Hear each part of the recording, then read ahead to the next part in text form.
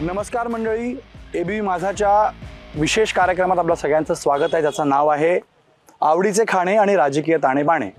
हा कार्यक्रम घेऊन आम्ही पोहोचलो आहे ग्रामीण महाराष्ट्रामध्ये आणि ग्रामीण महाराष्ट्राची ओळख म्हणजे हा शेला हा घालत मी पोहोचलो आहे अकोला इथं आणि माझ्यासोबत आहेत आज प्रकाश आंबेडकरजी, जे इथं अकोल्यामध्ये पूर्णतः आज प्रचार करतायत आणि लास्ट फेज आहे। तर सर सेकंड लास्ट डे आणि शेवटच्या टप्प्यामध्ये जोरदार त्यांची बॅटिंग सुरू आहे। प्रकाशजी, कसं आहे वातावरण? आणि माझं कार्यक्रमाचं नाव आहे आवडीचे खाणे राजकीय ताणेबाणे। तर आता मी इथं लोकांना विचारलं की तुम्हाला काय आवडतं, तर ते म्हणाले की सरांना प्रचाराच्या वेळेला जे मिळालं लगेच ते जे मिळालं ते खातो आणि आम्ही निघतो त्याच्यामध्ये।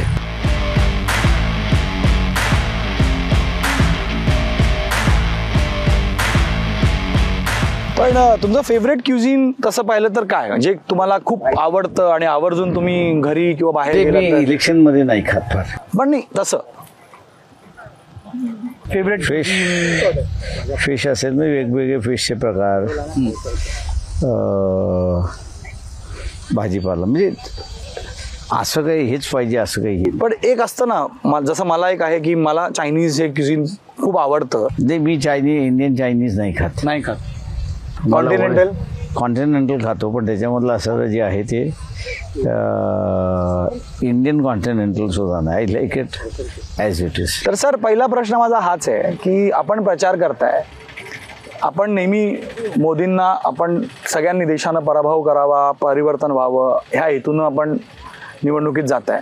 पण जर सगळे मिळून तो प्रयत्न तुम्ही केला असता महाविकास आघाडीमध्ये, तर ते सोपं त्याचं डेंजर आहे त्याच्यामध्ये। काय? इन द सेन्स की ते तुम्हाला हिंदू मुस्लिम कधी करता येतं। अच्छा, एक मस्जिदीवरती दगड किंवा एक मंदिरावरती दगड आणि राईट्स, हिंदू पोलरायझेशन जे आहे ते स्टेट कॉन्टेस्टमध्ये पॉसिबल आहे। आणि या ह्याच्यामध्ये असणारं डोंट बी सरप्राईज की महाराष्ट्राच्या ज्या 32 जागा 28 जागा ज्या BJP कॉन्टेस्ट करते, त्याच्यातल्या काही जागेंवरती if they are third, don't be surprise. Bhajap थर्डवर, पहिल्यावर कोणी असेल, पण मी तुम्हाला फक्त असं जे स्टेटमेंट केलं आहे त्याचं आज सरप्राईज होऊ नये तुम्हाला on the 4th of June की काही जागेंवरती BJP थर्डवरती आहे। म्हणजे तुम्ही म्हणताय जे कंटेस्ट करतात त्याच्यामधले एवढे थर्डवर येणार? नाही, त्याच्यामधल्या काही जागा या ज्याला हे म्हणतो आपण की त्याच्यातल्या काही जागेंवरती BJP थर्डवरती आली, सरप्राईज नको व्हायला, सरप्राईज व्हायला नको। कारण काय? याचं कारण असं आहे की कोणीही, म्हणजे मी तुमचे सगळे टीव्हीचे सर्वे, त्याच्यानंतर तुमचे असणारे टीव्हीवरती येणारे सगळे, एक गोष्ट विसरले की सेनेकडे सुद्धा मतं आहेत आणि BJPकडे सुद्धा मतं आहेत। ती दोघं एकत्र जात होती, त्याच्यामुळे त्यांचा असणारा विजय होता। आज ते दोघं वेगवेगळे आहेत, त्याच्यामुळे पूर्वी 100% ट्रान्सफर होत होतं, आत्ता 100 म्हणजे जिथे सेना लढत नाही आहे त्या मतदारसंघामध्ये 100% ट्रान्सफर होईल याचे त्यांना कन्फर्मेशन नाही आहे किंवा कॉन्फिडन्स नाही आहे। BJPला कॉन्फिडंट नाही आहे, पण त्यांच्यासोबत आली ना, शिवसेना आली, राष्ट्रवादी काँग्रेस आली, आता राज ठाकरे। प्रश्न असं आहे त्याच्यामध्ये ती आज नावं आली, मतं, म्हणजे तुम्ही म्हणता त्यांची संघटना मतदान करणार नाही, त्यांचा वोटर यांना मतदान करणार नाही, वोट ट्रान्सफर होणार नाही। वोट ट्रान्सफर होणार नाही त्या प्रमाणात ज्यावेळेस ते एकत्र लढत होते त्यावेळेस। पण हे जरा तुमच्यावरती होतात ना, ते म्हणतात मी कोणा नाही, ते म्हणतात की जर तुमच्यामुळं भाजपला फायदा होतो, तुम्ही जी मतं घेता। आमचं असणारं म्हणणं असं आहे की मागच्या निवडणुकीमध्ये काँग्रेस आणि NCPला 9 मतदारसंघामध्ये फक्त मुस्लिम मतं मिळाली, हिंदू मतं मिळाली नाहीत। त्यांनी असणारं मुस्लिम मतं ब्लॉक करण्याचा निर्णय घेतला आणि यावेळेस मुसलमानांचे हे लक्षात आल्यानंतर मुस्लिम हॅड डिसाइडेड की आम्ही प्रत्येक मतदारसंघ इव्हॅल्युएट करू आणि ज्यांच्याबरोबर जायचं त्यांच्याबरोबर जाऊ।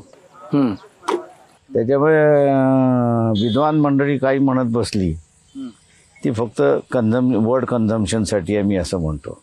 अच्छा. पण प्रॅक्टिकल जे आता आलेलं आहे की मुस्लिम जे आहेत ते कन्सॉलिडेट झाले ते का? कन्सॉलिडेटेड होतात आहेत अँड दे आर गोईंग, जो बीजेपीला हरवणार त्याच्याबरोबर ते जाणार. मग बीजेपीला तुम्हालाही हरवायचं आहे, बीजेपीला काँग्रेसलाही हरवायचं आहे. तोच मुद्दा आहे ना की समजा तुम्ही त्यांच्यासोबत असता तर आज तुम्हाला जी मत तुम्हाला मगाशी मी जे म्हणालो, मी जर बीजेपीचा नेता असतो त्यावेळेस आणि एकत्र झाले असते, मी 2 मस्जिदी फोडल्या असत्या आणि पोलरायझेशन केलं. मग ते तुम्हाला टाळायचं म्हणून तुम्ही केलं. मला असं एक लक्षात घ्या की तुम्हाला पोलरायझेशन तुम्ही टाळलं तर तुम्ही बीजेपीला हरवू शकता. आणि आज तुम्हाला असं दिसतंय की 400वरनं 300वरती आलेत, काही दिवसावरनं 300वरनं 200वरती येतील आणि काही जण 200च्या आसपास आम्ही राहू असंही येईल. पण तुम्ही पोलरायझेशन टाळण्यासाठी हे झालं म्हणून म्हणताय, पण आता असं आहे भाजपच काँग्रेसच तुमच्यावर आरोप करते. मी पृथ्वीराज चव्हाणांची मुलाखत घेतली. प्रश्न सर माझा एक असा होता, एक म्हणणं असं आहे की ही जी मंडळी आहेत, म्हणजे मी आता तुम्हाला नाना पटोलेंचं उदाहरण देतो की आम्ही पाठिंबा दिला आणि पाठिंबा दिल्यानंतर नागपूरला त्यांचं स्टेटमेंट आलं की मला वाईट वाटते की गडकरी हारणार. ही जी माणसं आहेत काँग्रेसमधली, ती काँग्रेसमॅन आहेत की बी जे पीचे आहेत. आपला कॅन्डिडेट जिंकतोय नागपूरमध्ये हे रिजॉईस होण्यापेक्षा गडकरी हारतात त्याच्यावर पॉलिटिकल स्टेटमेंट असेल ना सर. ते क्वेश्चन असे, you don't make a political statement openly in a press conference without a purpose. Prithviraj Chavan म्हणाले की मी 14-19 मध्ये आंबेडकरांशी प्रयत्न केला बोलण्याचा, I was in that entire thing. ते त्यांनी त्यावेळेला तसंच केलं आणि त्याला भाजपचा फायदा झाला. आत्ता ते असं म्हणाले की वंचितला तर आमच्यासोबत यायचंच नव्हतं, तो देखावा होता. तुम्ही स्वतः त्या बैठकींना यायचे नाही, छोट्या कोणत्या तरी नेत्याला पाठवायचे आणि ते आमच्यावर प्रश्न आमच्यावर उपस्थित करायचे की तुमच्याकडे अधिकारच नाही. दिल्लीला विचारून तुम्ही आलात का? सरळ आहे, आमच्याबद्दल ते वाईट सरळ आहे त्याच्यामध्ये. यांचे प्रत्येक मी कशाला, इव्हन शिवसेनेने केलं, इव्हन शरद पवारांनी तेच केलं की दे हॅव नो, यांच्याकडे अधिकारी नाही आहेत म्हणून. आणि ज्यांच्याकडे अधिकार नाही त्यांच्यावर बसा कशाला? Who are they? आज मी असं एकटा महाराष्ट्र कॅरी करतोय. कोण Prithviraj Chavan? Who is he? Why should I sit with him? मी माझ्या स्टेटसच्या माणसाची बसणार आहे विद इन दी पार्टी. ते थोडी आहे त्याच्यामधलं असं की हा मुख्यमंत्री झाला म्हणून त्याच्यावर बसा, की ज्याला अधिकार नाही आहेत, who is not cared with in the Congress party. आणि हे असणारं पत्रकार कोणी काँग्रेसमधनं बोलत नाही म्हणून हे असणारं प्रेस कॉन्फरन्स देतात. पण तुम्हाला अधिकार दिला का पहिल्यांदा त्या काँग्रेस पार्टीने बोलण्याचा? तुम्ही हायकमांडशी बोललेलात महाराष्ट्र संदर्भात. असं आहे की त्याच्यामध्ये हायकमांडालाच नको होतं हे सगळं होणं. अच्छा, काँग्रेसलाच नको होतं त्याच्यामध्ये. तुमच्यावर आरोप करतात त्याच्यामुळे असं म्हणून तर नितीश कुमार वक्तव्य, म्हणून तर असणारा ममता बॅनर्जी वक्तव्य का ते राहिले तुमच्या बरोबर? का नितीश कुमार गेला तुमच्या बरोबर? का लालू प्रसाद यादवनी तुम्हाला सांगितलं 5 जागा घ्यायच्या असेल घ्या, नाही तर जस्ट गेट आउट? म्हणजे काँग्रेसला तुम्ही नको हवे होते? काँग्रेसला कोणालाच नको हवं होतं. कारण काय वाटतं? कारण असं ईडी आहे, त्याच्या पाठीमागे लागलेल्या ईडीच्या चौकशी आहेत सगळ्या. म्हणजे Congress is fighting a lost battle. Congress is fighting a lost battle. जिंकायचंच नाहीये त्यांना जिंकायचं असतं तर माझ्याबरोबर ते येऊन बसले होते. मी त्यांना म्हटलं होतं एका बाजून खरगेच्या बाजूने तुम्ही सगळ्यांना एकत्र करताय आणि राहुल गांधीच्या बाजूने तुम्ही पार्टी उद्ध्वस्त करायला निघालेलात. You are posing a challenge to all regional parties just on the verge of election. तुम्हाला करायचं काय? एका म्यानेत म्हटलं 2 तलवारी नाही राहत. एकतर तुम्ही एक्सेप्ट करा की दिस इज अ फोर्स आणि म्हणून आम्ही तुमच्याशी बसतोय आणि म्हणून पॉलिटिकल अलायन्स होतोय. त्याच्यामुळे तुमचा असणारा पार्टी एक्सपान्शन करण्याचा जो भाग आहे तो तुमचा थांबला पाहिजे. तुम्ही पार्टी एक्सपान्शनचा भाग तुमचा थांबवत नाही आणि तुम्ही एक्सपेक्ट करताय की पॉलिटिकल सेटलमेंट व्हावं. Mamata Banerjee said no, go to hell. की त्या SP समाजवाद्याच्या ह्याच्यामध्ये शेवटी त्यांनी जे सांगितलं हे घ्यायचं असेल तर घ्या, नाही तर जा.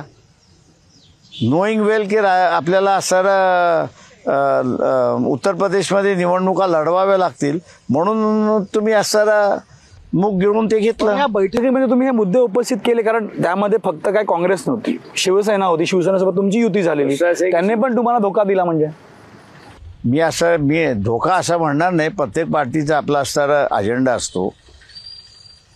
सुभाष देसाई असताना त्यांचा अजेंडा होता की आमच्याबरोबर बसायचं आणि मग महाविकास आघाडीबरोबर बसायचं. पण ज्या क्षणाला त्यांनी असणारा संजय राऊत आणला त्यावेळेस आम्हाला दिसलं की त्यांना महाविकास आघाडीबरोबर बसून आमच्याशी बसायचं होतं. मग आम्ही म्हटलं थँक्यू, गुड बाय. अच्छा, म्हणजे ह्यामध्ये विलन संजय राऊत आहेत. मी संजय राऊत नाही विला नाही. यू सी, एव्हरी पार्टी त्याला जी ब्रीफ येते बिचारा तो ते करणार. मग उद्धव ठाकरे बोलले असतील ना, कोणी why should we go in to the whole thing? Because you are ally to them. तुम्ही अलाय होता त्यांचे. प्रत्येक पार्टीमधलं असणारं जे आहे की सर हे खाता खाताच बोलूया, तुम्हाला वेळ मिळणार नाही. मी खाणार नाही येतं, कारण का इट्स माझं हे आहे. प्रश्न असा आहे त्याच्यामध्ये की आय डेंट, म्हणजे प्रत्येक पार्टीचं आपलं असणारं स्वतःची पॉलिसी येते आणि ते जे पॉलिसी करतात त्या पॉलिसीच्या ह्याच्यामध्ये आहे. So they did wanted it. ते आम्ही असं रीड केलं की जे आरती तुम्ही असं स्मूथली चाललेली चर्चा, नवीन फॅक्टर ज्यावेळेस इंट्रोड्यूस करताय आणि नवीन फॅक्टर आल्यानंतर महाविकास आघाडीबरोबर सेना आणि वंचितनी बोलावं असं जे होतं तो स्टँड चेंज होतो आणि तो बदललेला स्टँड तुमचा असताना हे होतो की सेना महाविकास आघाडी आणि ही वंचित बरोबर बोलणार. त्यावेळेस बदललेला स्टँड आमच्या लक्षात आलं. त्यावेळेस म्हटलं तर पण त्या सर एक प्रॅक्टिकली बोलतो 5-6 जागा जर तुम्हाला ते द्यायला म्हणत होते तर त्या तुम्ही लढल्या असता आणि सपोर्ट केला असतं तर चित्र वेगळं नसतं आज महाराष्ट्राचं. नाही, काय काय यांना सेटलमेंट करायचं होतं. कोणाबरोबर? BJP बरोबर. भाजपला? येस, माझा आरोप आहे. काँग्रेसला? काँग्रेसला पण, शिवसेनेला पण आणि NCPला पण. Settlement for their own safety from ED-CBI. Yes. म्हणजे आता जे चित्र होईल किंवा आता जी निवडणूक लढली जाईल ती ऑल कॉम्प्रोमाइज असेल. ही कॉम्प्रोमाइज आहे. हे मी आरोप करतोच आहे म्हणून मी असं सीट सांगतोय. Take the case of Beed, NCP's candidate 5 वेळा हरलाय तो, आज पुन्हा त्याला दिले अगेन्स्ट पंकजा. किंवा भिवंडीची seat Congress had a good choice and a candidate. Sharad पवारनी सरळ गुगली टाकून आपला कॅन्डिडेट घेतला आणि मोकळा केला. Kalyan, Uddhav Thackeray, walk over to Eknath Shinde. त्यामुळे तुम्ही म्हणता की हे सॉफ्ट गेले. हे सॉफ्ट गेले हा. आणि त्यांच्यामध्ये आणि मी असतो ते हे त्यांना करू दिलं नसतं म्हणून तुम्हाला घेतलं नाही. म्हणून मला घेतलं नाही. तुमच्या सोलापूरच्या इथे उमेदवारांनी माघारगी घेतली. ते म्हणतात की भाजपला बदलतो म्हणून माघार घेतला, असं एक सूर आहे त्यांचं. त्याचं काय प्रश्न असा आहे त्याच्यामध्ये की त्याला प्रेशराईज किती केलं. किंवा आम्ही असणारा जालन्याचा जो उमेदवार आहे तो जालन्याच्या उमेदवाराला शेवटी त्यांनी आम्हाला येऊन सांगितलं की मी विड्रॉ करतोय. त्याका जे काइंड ऑफ प्रेशर, कारण का तो महाजनाच्या विरोधात लढत असे. तो म्हटलं माझ्यापर्यंत होतं तोपर्यंत ठीक आहे, पण हे ज्यावेळेस घरापर्यंत आलं त्यावेळेस मग तो म्हणतो घरच्यांनी निर्णय घेतला की तुम्ही लढा पण इलेक्शन नका करू. ते महाविकास आघाडीचा जो जागा वाटपाचा विषय अद्यापही सुरू आहे मुंबईचा आणि इकडे तिकडे. चालणारच आहे तो. That was bound to happen. त्यामुळे बाहेर पडलात तुम्ही. त्यामुळे आम्हाला माहित होतं हे होणार आहे, त्याच्यामुळे वाय वेट. पण तुम्ही उमेदवार बदलताय बऱ्याच वेळेला, कॅल्क्युलेटिव्ह उमेदवार होत आहे. कॅल्क्युलेटिव्ह आम्ही करतो. आता याचं कारण असं आहे की जिथे नात्या गोत्याचंच उमेदवारी येते त्याप्रमाणात आम्हाला खेळावं लागतंय. And we have a choice of candidates. तुम्ही किती कॉन्फिडंट आहात सर ज्या जागा तुम्ही लढताय? मी असं म्हणेन की nobody can be confident, but we are giving a good fight एवढं आम्ही सांगू. And the fight is between BJP and Vanchit. So no Congress, no Shivsena, no राष्ट्र शरद पवार, नो वन. कुठे आहे? Jalna, Parbhani, Nanded, Hingoli. Second phase is म्हणजे ह्याच्यामधला बुलढाणा आणि अकोला. या 5 ज्या आहेत जिथे आम्ही लढतो आहोत. आमचा ह्याचा बाद झाला वाशिम यवतमाळचा कॅन्डिडेट बाद झाला, त्याचा फॉर्मच उडवला, पॉलिटिकली उडवला त्याच्यामध्ये. नाही तर उरलेल्या सीटमध्ये BJP आणि आमचीच लढाई आहे. डू यू थिंक लोकसभा निवडणुकीनंतर काहीतरी परत वेगळं होईल? जर तुम्ही म्हणता की भाजप आणि हे सगळे सॉफ्ट जात आहेत, शिवसेना सॉफ्ट जाते, तर पुन्हा उद्धव ठाकरे भाजपसोबत जाऊ शकतात का असं वाटतं तुम्हाला? किंवा असंच काही विधानसभेसाठी? Nothing can be ruled out. नाही, तुम्ही असं बोलणारे व्यक्ती नाही आहे सर. तुम्ही बोलता तेव्हा काहीतरी आधार घेऊनच बोलता. असं आहे की आजच्या याच्यामध्ये मी काहीच बोलू शकत नाही आहे. याचं कारण असणार की every party is very busy in the parliamentary elections. आणि त्यांना म्हणजे एकनाथ शिंदे असतील किंवा उद्धव ठाकरे असतील, they are very busy in seeing that they have the existence. The same is Sharad Pawar and Ajit Pawar. काँग्रेसला त्याची फिकर नाही आहे, कारण का त्यांना असं वाटतं की आपण born to rule this country. अमरावतीमध्ये तुमच्याबद्दल तुमच्या बंधूंनाच प्रश्न उपस्थित केले, तुम्ही पाठिंबा दिला, पण तो देखावा होता असंही म्हणताय. तर फॅमिलीमध्येही प्रश्न असे आहे त्याच्यामध्ये की आता लोक काही म्हणतील त्याच्यामध्ये. त्याच्यामुळे मी लोक काय म्हणतात त्याच्याकडे फार कमी हे करत असतो. एकदा तो म्हणाला मला लढायचं म्हटल्यानंतर we withdrew our candidate and we kept quiet. Sir, politically Sujat तर ऍक्टिव्ह आहे, पण माझा प्रश्न असा आहे की तो सुशिक्षित लंडनमधनं शिकून आलेला असा एलिजिबल बॅचलर म्हणून महाराष्ट्रात त्याला पाहिलं जातं, तर काय आहे का काही म्हणजे लोकसभेनंतर किंवा विधानसभेनंतर? बट आय जी कम अप विथ समवन की बाबा मला आम्ही असं त्याच्यामध्ये लक्ष घालत नाही. We have given a freedom. You choose your life, you choose your partner. फक्त चूज केल्यानंतर आम्हाला सांग हा पार्टनर आहे, बस झालं. That more than sufficient. Sir, शेवटचा प्रश्न माझा.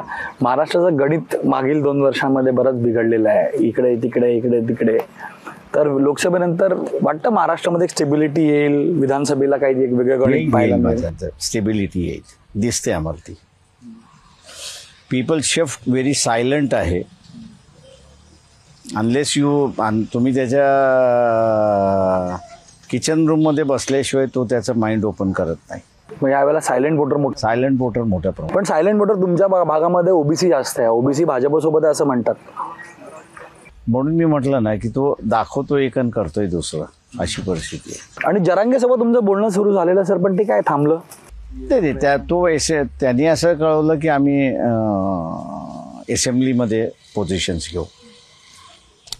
चला सर, थँक्यू सर. तर तुम्हाला आमच्याकडनं खूप खूप शुभेच्छा. You are fighting a battle, त्यासाठी आमच्याकडनं शुभेच्छा. तर प्रकाश आंबेडकरजी एक आपल्या पद्धतीने आपल्या शैलीनं त्यांनी आमच्या प्रश्नांची उत्तरं दिली आणि महाराष्ट्रात घडणाऱ्या घडामोडींसंबंध, महाराष्ट्राच्या भविष्यासंदर्भात त्यांनी भाष्य केलं.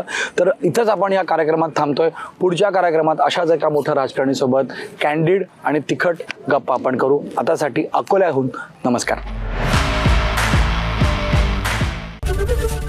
एबीपी माझा, उघडा डोळे बघा नीट.